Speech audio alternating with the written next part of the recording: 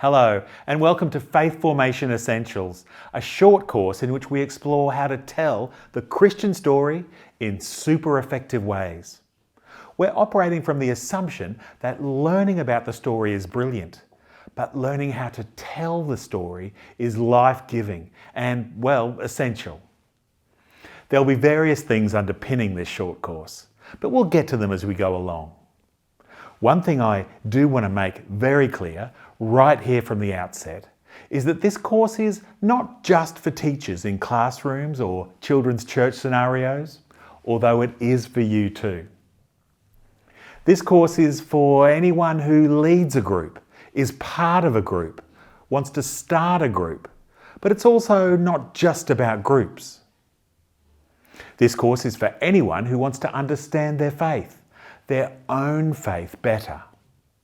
This course is for anyone who wants to understand communication better.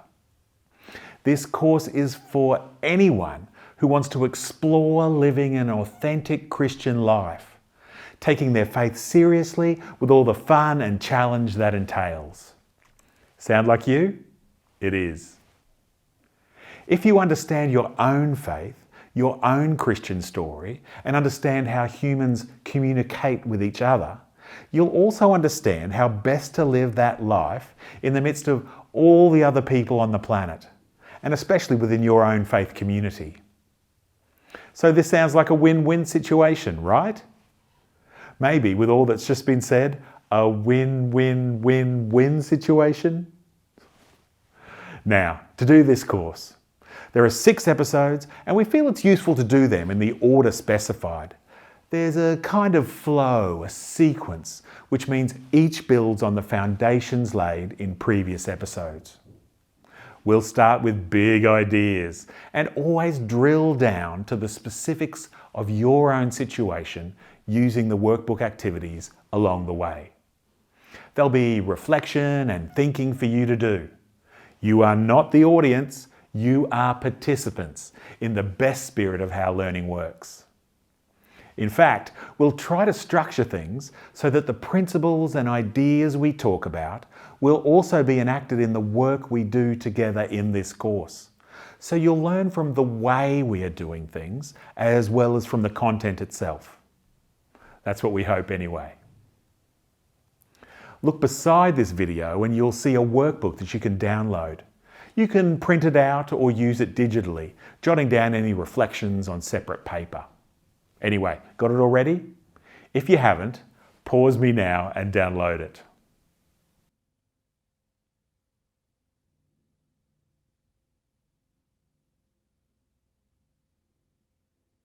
Maybe you're doing this short course on your own, or maybe in a group.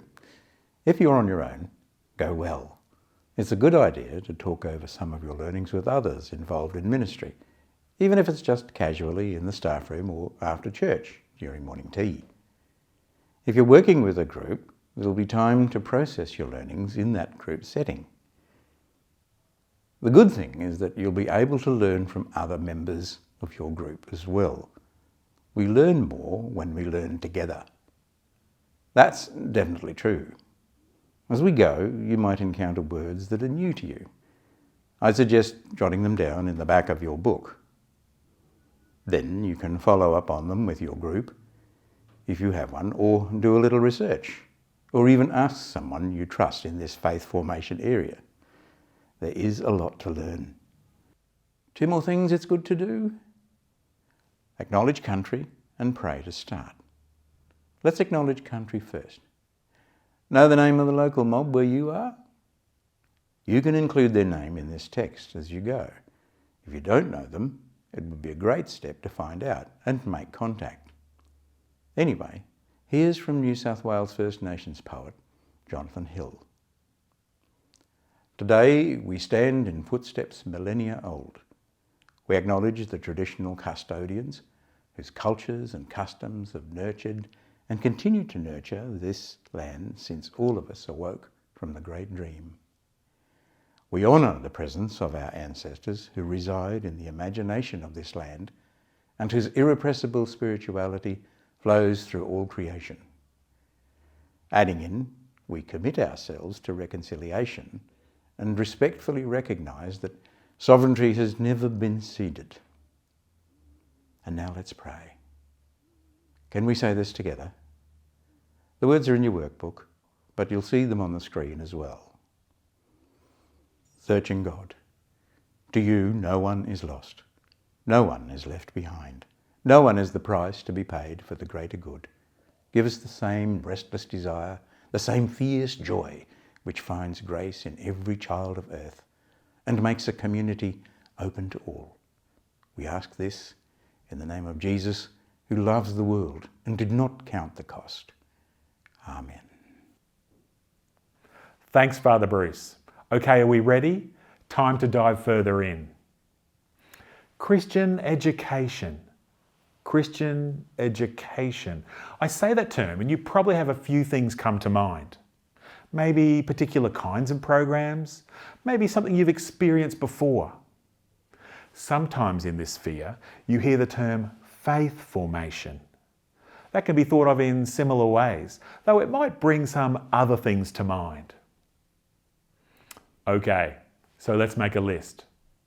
Use the spot in the workbook to make a list of all the kinds of things you'd call Christian education or faith formation. It doesn't have to be two separate lists. Maybe they're things happening in your own context, or just other stuff you've heard of that comes to mind. Got an idea what I'm talking about? Okay, pause the video, find the page, and have a go for 3 or 4 minutes.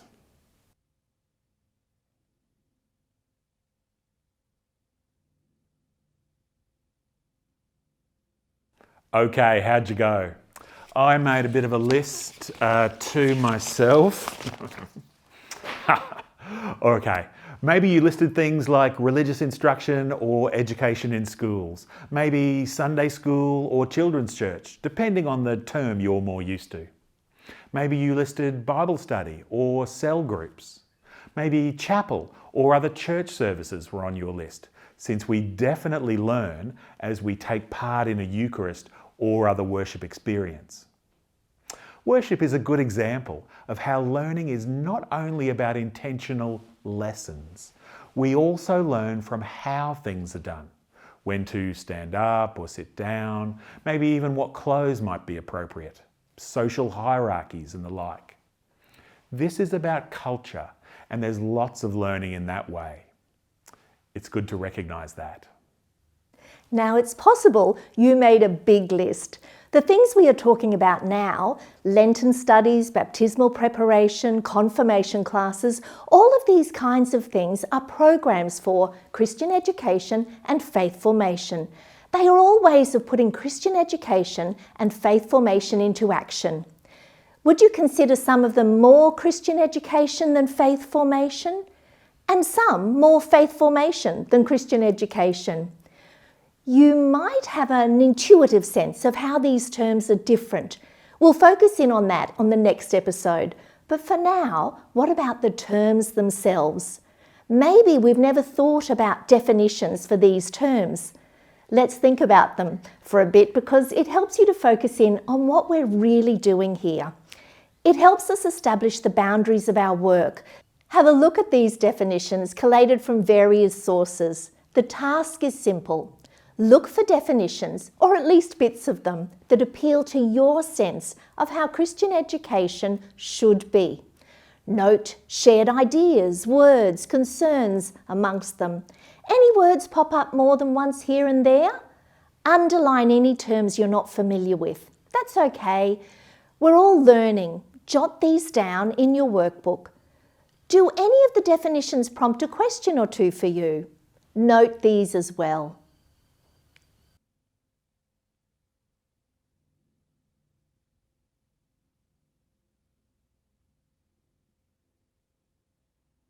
Okay, that was a lot of definitions. Which ones stood out to you? Did you see some things in common with some of them? You might have noticed that ministry was mentioned a lot. We're clearly in the business as Christians of working to do something intentional. Learning and teaching are mentioned a bit too. Therefore, we know Christian education and faith formation are about a particular kind of relationship between people. The students seem to be at the centre of the process. The focus in most definitions is towards God through Jesus. The word transformation or transformative is mentioned a few times. We know that's what Jesus is all about. You might have noticed the term practices coming up here and there. One emphasis in the last couple of decades is that Christian education and faith formation is not just about learning particular facts. It is also about developing a set of life-giving practices that shape us to love God and each other more. We'll come back to this later, but the cool thing here is that we can learn to do these practices, like prayer and hospitality. The practices themselves also teach us and form us in God's love. They are definitely a two-way street. You might also have noticed that some definitions seemed to point to activities in schools and some sounded more parish-based or out in the community. It's important to note that the context in which we do Christian education and faith formation makes a big difference, both to the aim of the teaching and learning, but also to the way in which we do it. Karen Tighe, in her wonderful book, Basics of Christian Education, suggests one structure for Christian education and faith formation. She suggests there are 4 types or aims, and that any working process of ministry in this sphere has a greater or lesser emphasis on each. Some might have more of one, some more of 3 and less of 2. This will make more sense if we actually look briefly at each one. The first type of Christian education we can talk about is religious instruction. Now, confusingly, we also use that term to talk about a certain kind of Christian education that happens in our government schools, but in this case, we're not talking about that. In the religious instruction type, we're talking about deliberate and intentional efforts by the Church to transmit the knowledge and practices of the Christian faith. The mode of teaching in this type is instruction, as the name suggests. Now, instruction suggests a particular way of doing teaching. Imagine you get a new flat-pack bookshelf from a Scandinavian furniture shop. You open up that box and there are a zillion bits and pieces. To put it all together, you need the instructions. They give you a guided, precise, step-by-step process for assembling the bookcase so it will look exactly like the one you saw on display in the shop. That's helpful for making a bookshelf. The process of teaching is instruction. Know the instructions and follow them, and you'll get it done. There's no consultation, no room for you to go in a different direction. You follow those instructions. So one type of Christian education is like this. Instruction teaches particular things. Some say this is conserving the faith. Follow the instructions and you get a kind of faith like it says on the box.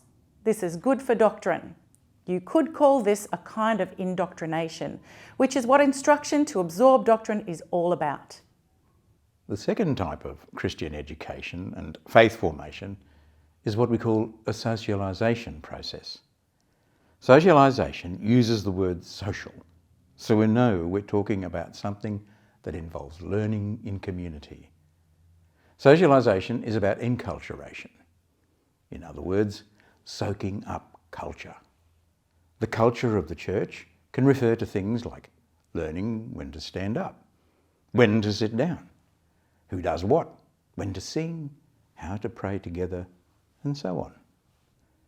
The church culture might be one of deep care for the community, with programs for feeding the homeless and giving them shelter. In a socialisation process, the enculturation is done by the community of faith. Within this type of Christian education, we see a focus on nurturing individuals to learn how to be church together. You might even think of this as a kind of habit formation. Authors like Westerhoff and James Fowler have talked a lot about this. The third type is called the personal development approach.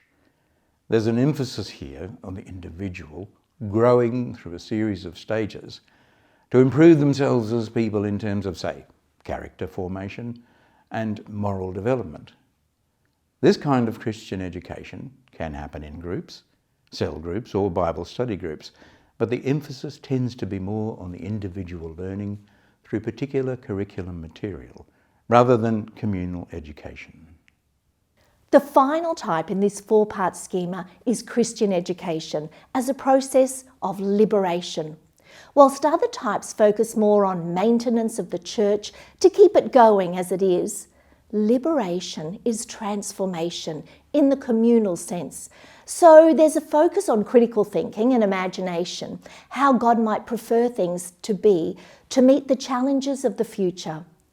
In this way, Christian education as liberation is about a prophetic activity in the same mould as the Old Testament prophets, transforming the church to challenge oppression both internally and externally. So there you have it. Religious instruction, socialisation process, personal development, and the work of liberation. The idea is that any approach to Christian education has more or less of some or all of these four types. How do you see what happens in your context shaping up with that? Can you see the emphases on some or all of these in your context?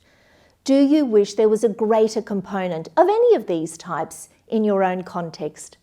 I think Ty's work is helpful in thinking about these kinds of questions. Let's turn now to some of our own experiences in this world of teaching and learning. One thing's for sure, we've all had experiences. It's time for a little bit of memory work now. Each of us have been taught by an array of different teachers in the past. These might have been at school, or maybe in your church life, or maybe even in the workplace at some time. So many people help us to learn and grow. Can you think of one teacher who stands out to you, who particularly inspired or helped you to learn? When you think of good teachers, who is that one standout teacher, or maybe one of many? Once you've thought of that person, identify a thing or two about how they taught that has earned them that title of good teacher from you. Pause the video now to give yourself a moment or two to think. You can jot down your ideas in the appropriate place in the workbook.